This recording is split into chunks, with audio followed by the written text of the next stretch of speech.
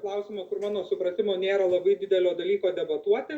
Tai dėl akcizų įstatymo, kadangi vyriausybė pažadėjusi įsivertinti tas pastabas sausio 8 dieną, sausio 20, ar kurio čia šį pirmadienį 22 išsiuntė derinti įstatymo pataisas, kurios dabar yra pateiktos, reiškia, pastabom ir pasiūlymam, per kokias 2 savaitės baigsim derinti, ateisim į vyriausybės posėdį, išsiųsim į Seimą, kovo 10 galim pateikti, jeigu bus neeilinė sesija, galima pateikti neeiliniai sesijai, aš nematau jokios problemos, čia neprincipinis reikalas, bet iš realizmo pozicijos išeinant vis tiek reikia planuotis ir per gana trumpą laiką paprašius skubos tikrai galima tas įstatymo korekcijas padaryti, tai yra atstatyti tą tvarką, kuri buvo dėl žalios saliarkos, atsiprašau, bet taip gal visiems paprasčiau suprasti iki sausio 1 dienos, taip pat patikslinti nuostatas dėl suskystintų naftos dujų, atskirai buitiniam vartotojam, atskirai verslo, nes gal čia ne visiškai yra tie tapatus dalykai, bet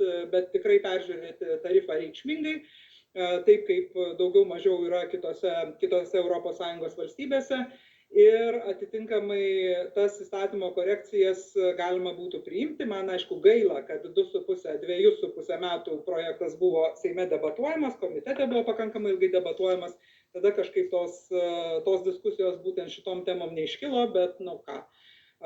Pataisysim dabar ir aš nelabai matau čia dėl ko ginčytis. Ta prasme, aš manau, kad vyriausybė tą įsipareigojo, tai ne tik ką įsipareigojo, kad peržiūrėt, apsvarstyt, bet yra padarius, suderins, atiduos Seimui, tikiuosi, kad Seimas priims ir prezidentas pasirašys.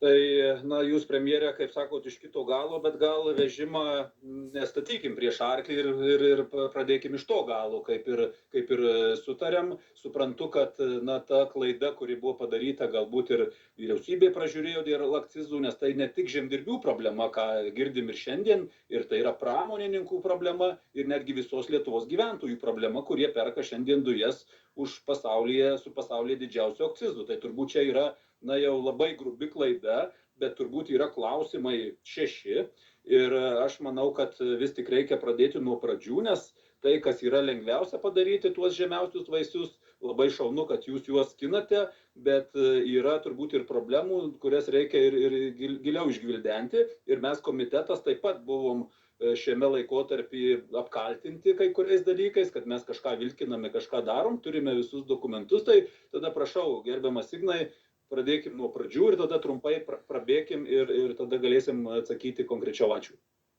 Tai netrukdant daug laiko, ačiū, labą dieną visiems, Žemės ūkio tarybos pirmininkas Ignas Hofmanas.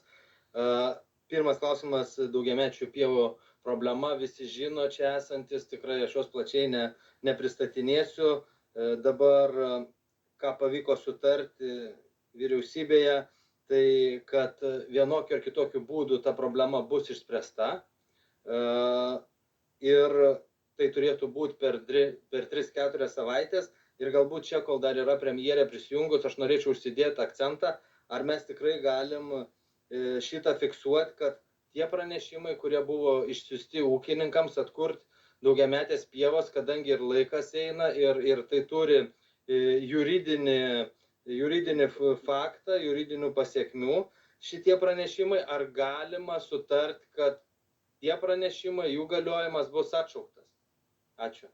Tai pirmo klausimo tiek. Ar premjerė duodat žodį? Matot, mes gyvenam teisiniai valstybei ir premjerė atšaukti nacionalinės mokėjimo agentūros pranešimo jokių savo žodžių ar kitų parėdimų tikrai negali. Šita problema man buvo šiandien pristatyta ir mes tikrai ieškosim sprendimų, kaip tą laiką, kol mes sprendžiame problemą, kad niekas nepatirtų dėl to nereikalingų sunkumų. Tai tą aš galiu pažadėti, bet galbūt ne tokiu tiesmuku būdu, nes vis dėlto teisiniai valstybei aš negaliu dalinti pažadų, kurie yra neteisiniai. Ačiū premjerė, tai turbūt reikėtų akcentuoti, prieš tai girdėjote irgi klausimuose buvo, kad kaimo reikalų komitetas planuoja vasario 8 dieną būtent Briuselyje susitikti su tiek dviem komisarais ir šį klausimą bandyti privesti iki galo teisiniu būdu ir politiniu, nes tai yra ne tik teisinis, bet ir politiniai sprendimai buvo priimti. Ir tikrai tada suprantu, premjerė, kad jūs bent jau pažadėt iki to laiko, kad vyriausybė ir ministerija tikrai turės poziciją, kad būtų aišku ir mums komiteto nariams, su kokia pozicija mes atstovaujam būtent Lietuvos Lietuvos būtent žemdirbius.